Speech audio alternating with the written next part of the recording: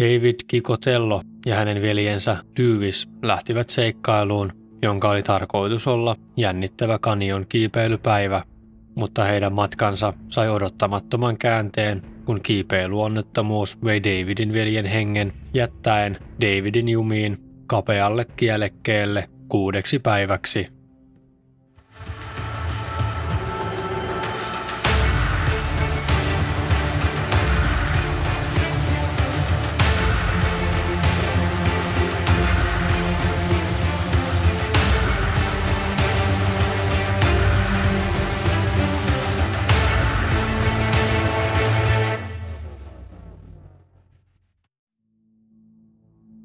David ja Lewis alkoivat tehdä keskenään Canyon kiipeilyreissuja vuodesta 2006 alkaen.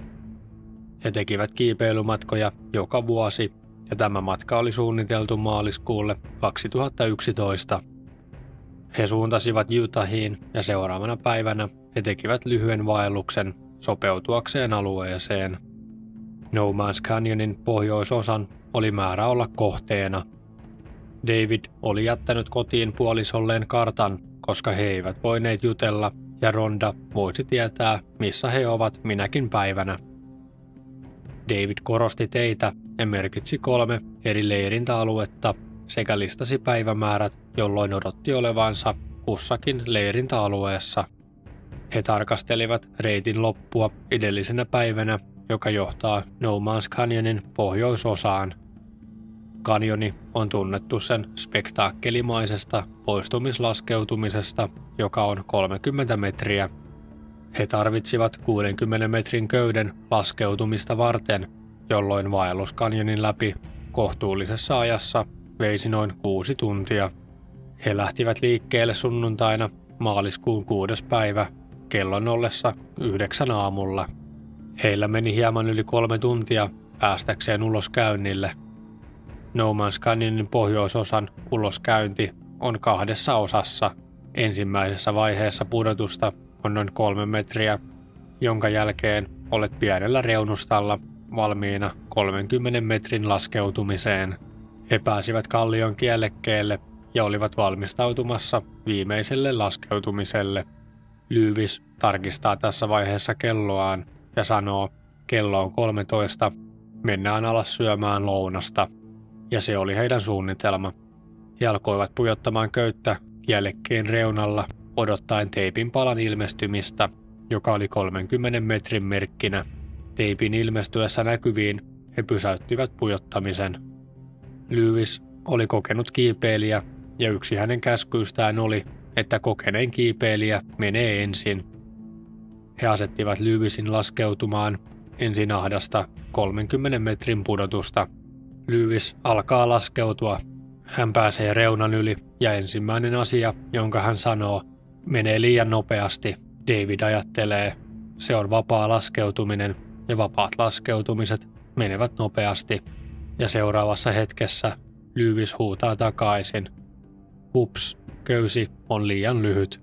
Paniikki alkaa vallata Davidia, koska hän tiesi, mitä Lewis tarkoitti sanoessaan, että köysi oli liian lyhyt. Se oli asetettu väärin. Köyden vetäminen 4 laskeutumisrenkaan läpi siirsi teippiä ja muutti puolivälin merkin sijaintia, joka tarkoitti, että köydet olivat epätasaiset hänen laskeutuessaan. Lewis huutaa takaisin, ei se mitään, mutta seuraava asia, jonka David näkee, on köyden sujahtavan laskeutumisrenkaan läpi ja alas kanjonin reunan yli. David ei kuullut veljensä huutavan tai hänen laskeutuvan kovaa maahan.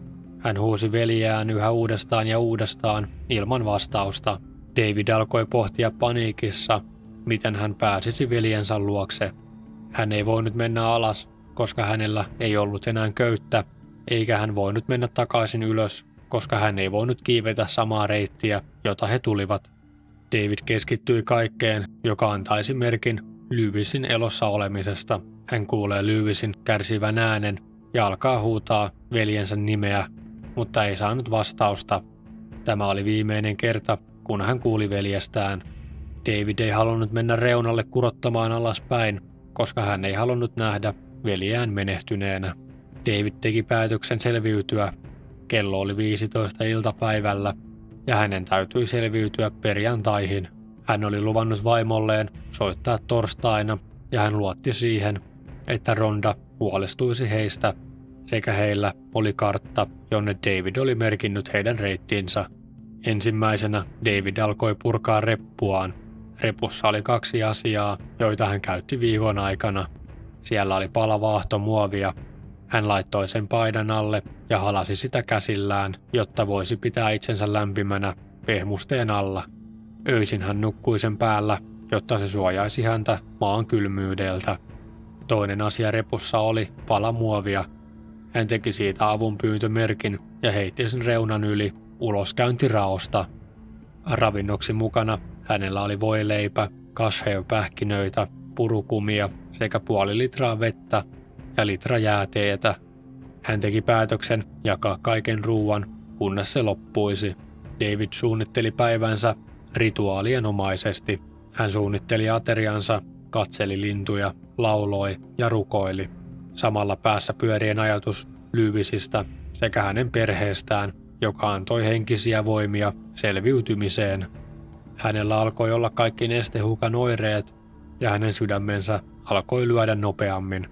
Hän tunsi öisin värisevänsä enemmän, koska hän ei pystynyt taistelemaan kylmyyttä vastaan. Torstai koitti ja Rhonda ei ollut kuullut mitään miehestään. Hän lähetti Davidille tekstiviestejä keskiviikosta lähtien odottaen vastausta. Torstai-illan koittaessa hän alkoi huolestua ja laittaa enemmän viestejä kirjoittaen: "Hei, nyt olemme huolissamme, älä unohda soittaa meille." Mutta Davidiltä ei tullut vastausta. Aamun koittaessa Rhonda soittaa Davidin antamaan numeroon, mikäli heistä ei kuuluisi.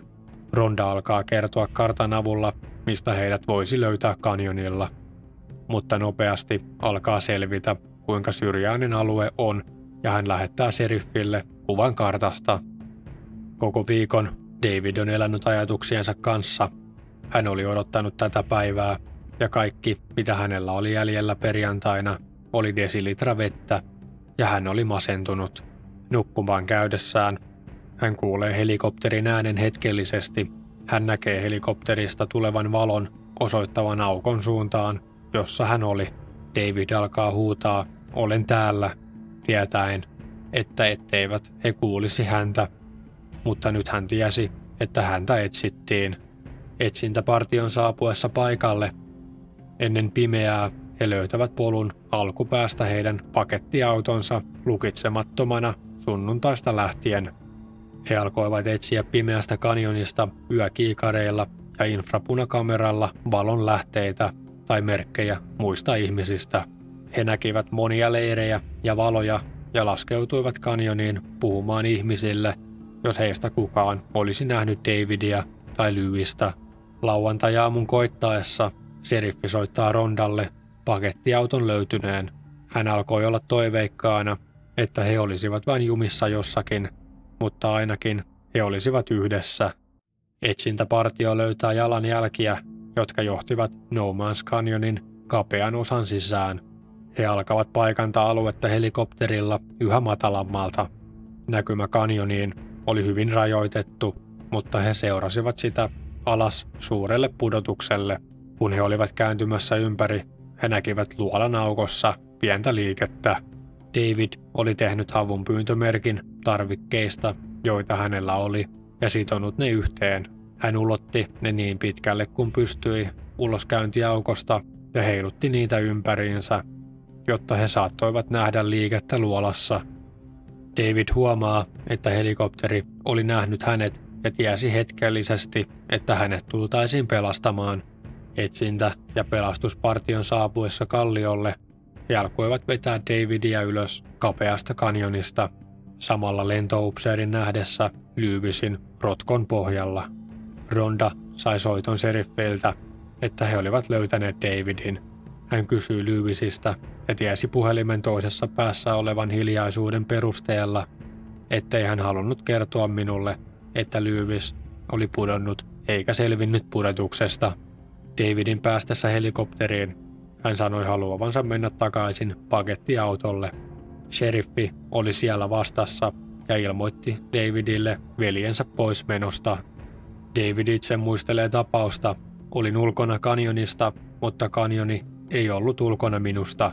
Jäin jumiin siihen syyllisyyden ja surun laaksoon, ja pappini antoi minulle kirjan luettavaksi. Se oli nimeltään Sisäinen vapaus, jonka oli kirjoittanut isä Jacques Philippe, ja hän sanoi jotakin tähän tapaan. Usein meidän täytyy suostua johonkin, mitä emme toivoisi tapahtuvan meille. Se oli varmasti minun tapauksessani. Kiitokset videon katsomisesta ja pitäkää huolta toisistanne.